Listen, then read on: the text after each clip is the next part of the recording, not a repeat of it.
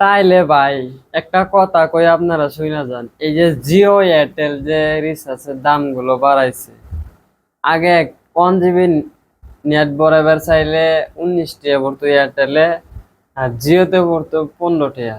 আর ওহন পড়তে জিওতে পড়ে 19 টাকা, আর এয়ারটেল পড়ে 22 টাকা। আর আগে রিচার্জ করতে হয়তো 299, এখন করতে হয় 349, মানে 349 টাকা রিচার্জ করতে হয়। তাহলে আমাদের কাছ থেকে কত টাকা ইনকাম করছে তারা এক মাসের ভিতরে, আপনারা ভাবতে পারছেন।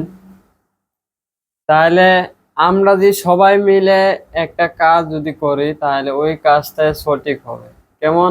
যে আমরা যদি বিএসএনএল সিম বা করি, আমরা বিএসএনএল সিম বা করলে একটা পয়দা কি হইব, 4G নেটওয়ার্ক থাকলেও আমাদের নেট চলবে, হয় অল্প কম চলবে, কিন্তু আমাদের ডেইলি 150 টাকা, মাসা 150 টাকা করে বাড়ছে। যদি আপনি বাড়িতে 3টা মোবাইল থাকে, তাহলে 450 টাকা মাসা আপনি লাভ থাকছে।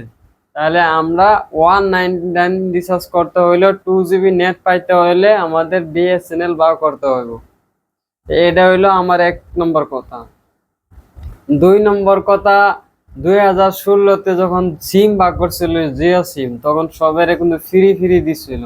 ওই ফ্রি রসটা কিন্তু বর্তমান বা করতেছে মুকেশ আম্বানি।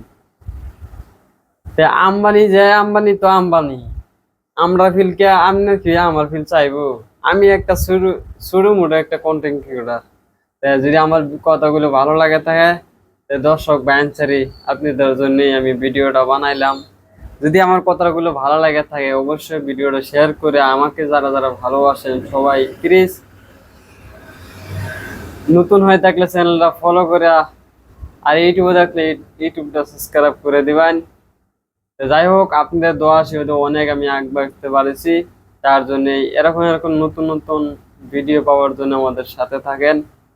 পরেও এই বিষয় নিয়ে আরো কিছু কথা হবে, পরে আবার শুরু করব। ভালো থাকেন, সুস্থ থাকেন, খুদা হাফেজ।